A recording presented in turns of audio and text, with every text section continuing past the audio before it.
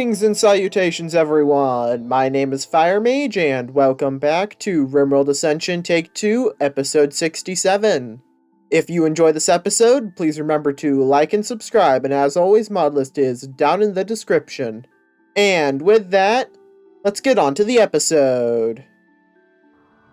Alright, well, picking up from where we left off last time, what are my plans for today? Well, today is mostly going to be about deconstructing this last little bit of barbed wire right here, and deconstructing these floors up here so that we can start building some more factories.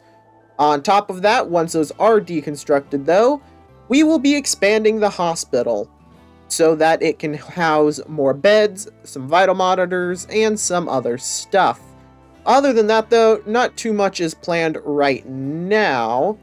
Although, I do think we will be deconstructing the satellite dish to free up some more space right here, as that is quite inconvenient. And there we go. The last of this little southern wall has been removed, which means it is now time to put a door here. Obviously, starting off, we'll put a rebar concrete wall there, and then we will extend the asphalt to fill this tile right here.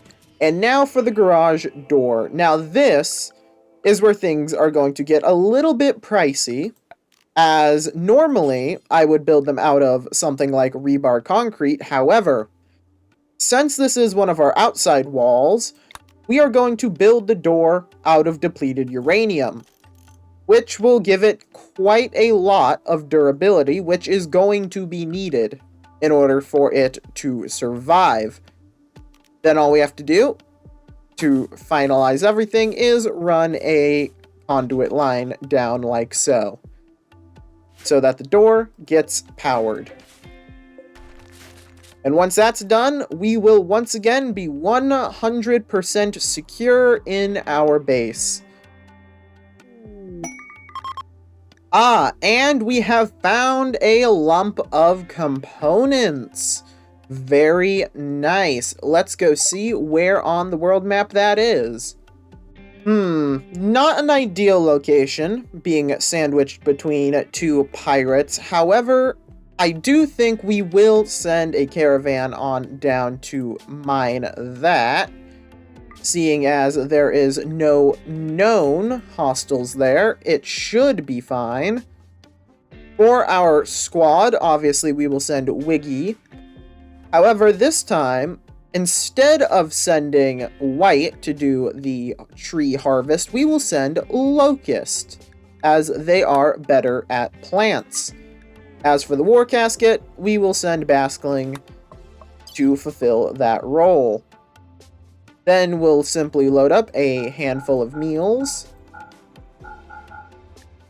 and send them off on their way. Should take them about half a day to get there.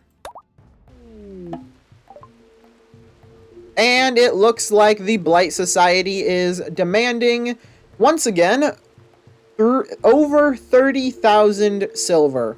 I'm going to go ahead and hit the postpone button here, because I can't really afford to reject that just yet. Mining caravan, please turn around. I need my war caskets.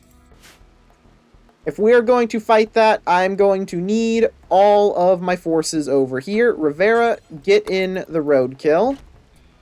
And we're going to just preemptively go ahead and drive that on up here to function as a stationary piece of artillery.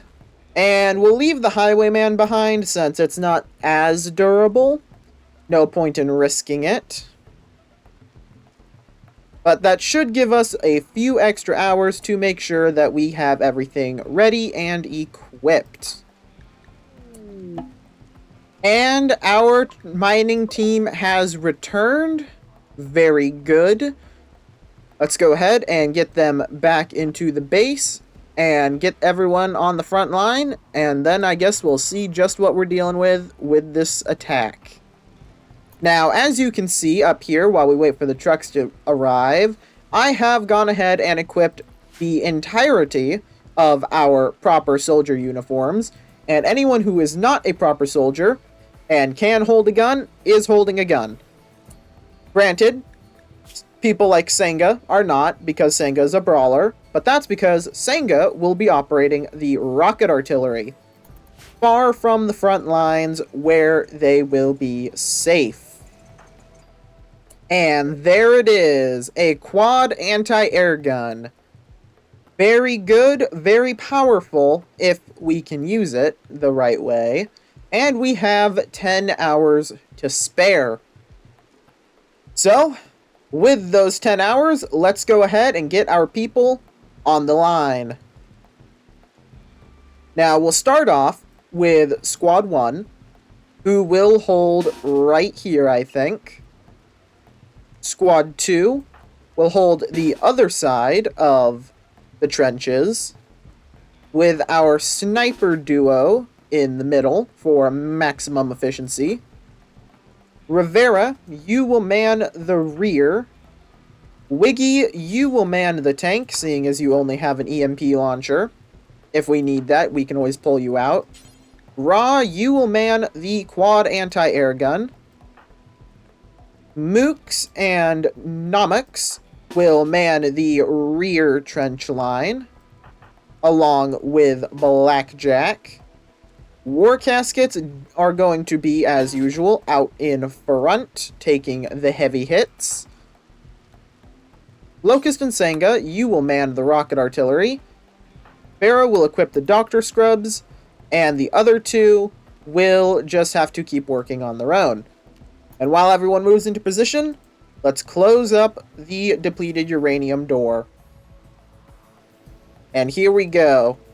We will not give the Blight Society 34,000 silver. Launch your attack if you must. And there they are, attacking immediately. How unfortunate for them, they do not look like they have very good armor. Alright, now the problem though is I can't really hit them with good rocket artillery, because it's likely going to hit mostly my stuff. It's not like we can't afford the repairs. Alright, let's see. Which directions are they moving? Oh, perfect. They are moving in the direction I want them to. Alright, let's go ahead and get this Scytheman turned back around. And beginning its own bombardment just a little ahead of the other one. Get him caught in a bit of a crossfire. The more we can weaken them before they enter the lines, the better.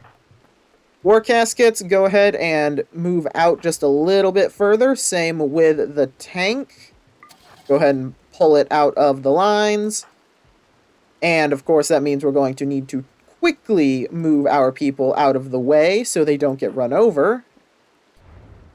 Oh, good rocket artillery hits. Very good indeed. And this is also just in time because our corpse fuel converter is almost out. So we were in need of more corpses to turn into fuel. Let's go ahead and fire 2 more salvos. And this is one of the reasons why I wanted the armored walls, as they are able to take the hits from our rocket artillery much better. Alright, War Caskets are repositioned. The tanks are in position as well. Enable auto-targeting. And go ahead and move our people down a bit, like so. Grab our snipers, move them to right here. Alright, we are doing good. Rocket salvos are now on cooldown. Let's go ahead, get our War Caskets into siege mode, maximize their range.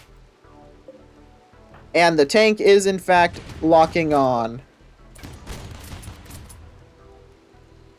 Alright, I think we're going to need to utilize the walking trench network more so than our main trench here. That is something I did fail to account for.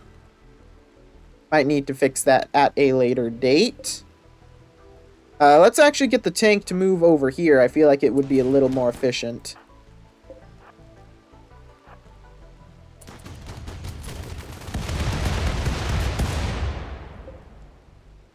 Apparently the quad anti-air gun shoots explosive bullets. Good to know. Rocket artillery is reloaded. Quite convenient. Now, we are going to be kind of bombarding our own stuff here directly, as we will be targeting the halfway point of our wall. But that's fine, our walls can take it. Tank has repositioned and is engaging on its own. Perfect.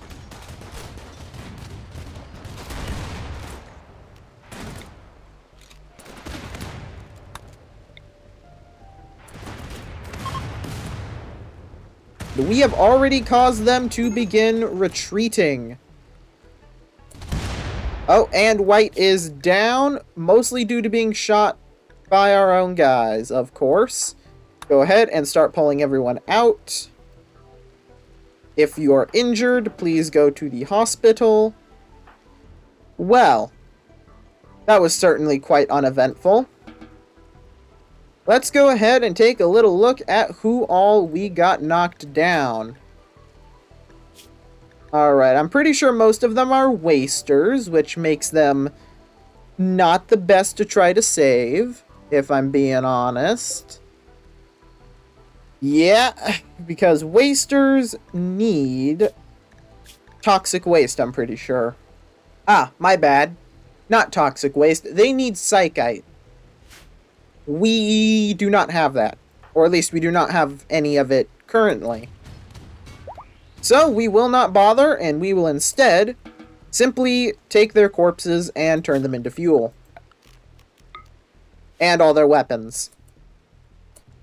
In that case, go ahead, undraft everyone. And bring the tank back in, I suppose. Well, now that that raid has been dealt with and our injuries are being tended, let's once again send out the mining squad. Now that there is no longer imminent risk of death. Same squad as last time. And our caravan has arrived successfully at the component lump. And for once, it's actually embedded in a mountain. How interesting. Well, let's go ahead and get our vehicles to go park over here, as per usual. And then we'll get to work mining and chopping down all these trees. Ah, and it would seem that Blackjack has finished up the space suit. Very interesting. And that means that we can once again attempt to go to space, only this time in our frog, which should be two-way. So, let's go ahead and give that a test. We will send Mooks, because Mooks is quite expendable, honestly.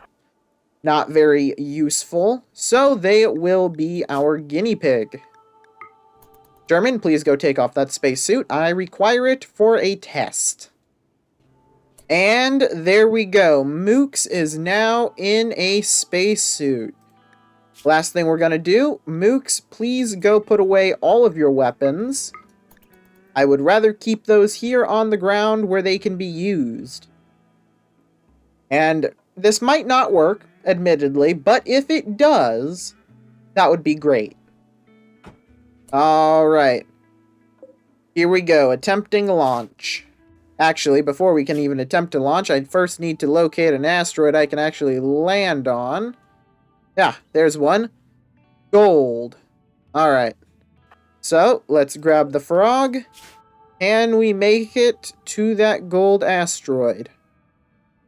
Out of range. But what if it comes back around is the question. Alright, there's a uranium asteroid. That one's a little closer.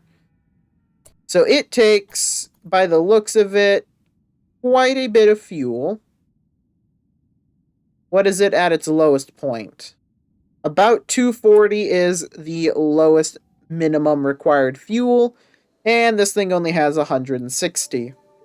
Interesting. Good to know, but the fact that it shows that means that this idea of mine could work, in theory. Now, here's another thing. Due to the way the mod works, I'm pretty sure I could use either a helicopter or an airplane to go up there. In terms of game mechanics, obviously I'm not going to do that because that would make no sense. These are propeller-driven planes. They should not go to space. But technically I think that would work if we're looking at the pure mechanical effects of it. Now that is unfortunate that the frog is unfortunately just barely not able to make it. But that does raise some questions on, are there any other vehicles that we could use? Unfortunately, I don't think there are. At least not yet. Well, now we know that that won't work, unfortunately.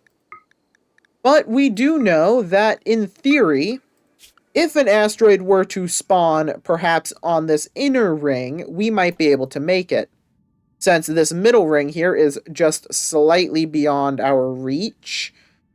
So we'll have to keep that in mind, and keep an eye on the asteroids. Ah, and a combat supplier is passing by in orbit. Very good.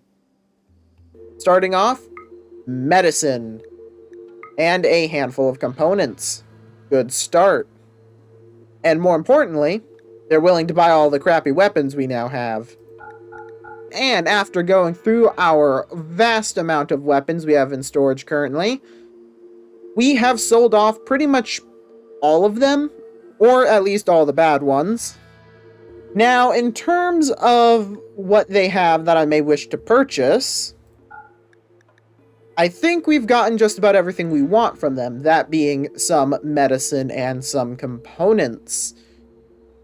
Now, granted, I could get some pretty interesting weapons, like a gravity hammer, which is very expensive. But in all honesty, I don't think I'm going to purchase anything from them, and instead simply sell off the handful of weapons that we have. But 33 more industrial-grade medicine is nothing to sneeze at. That is quite good.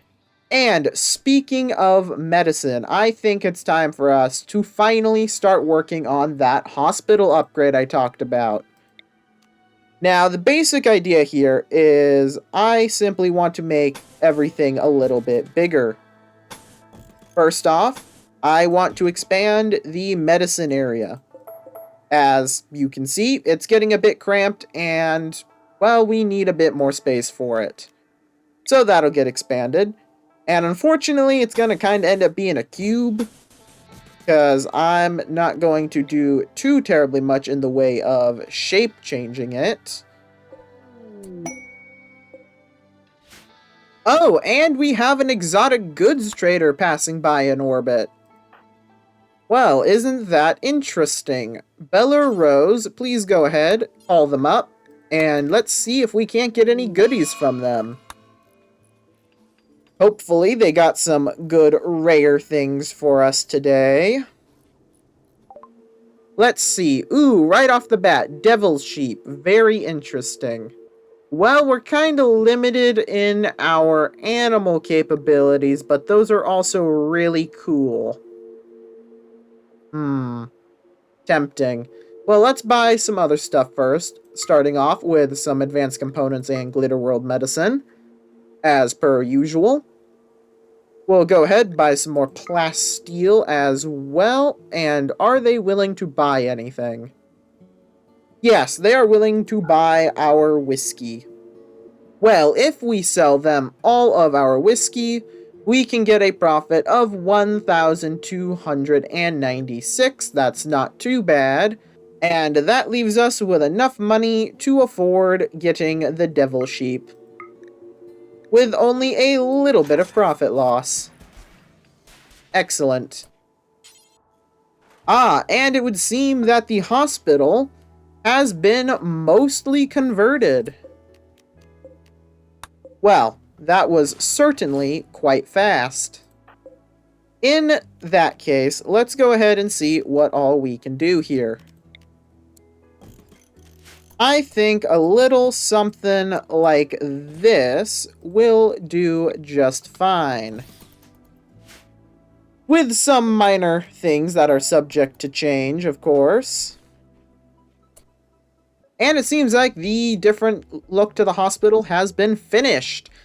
But it's not technically expanded yet, as, well, we haven't really added anything yet.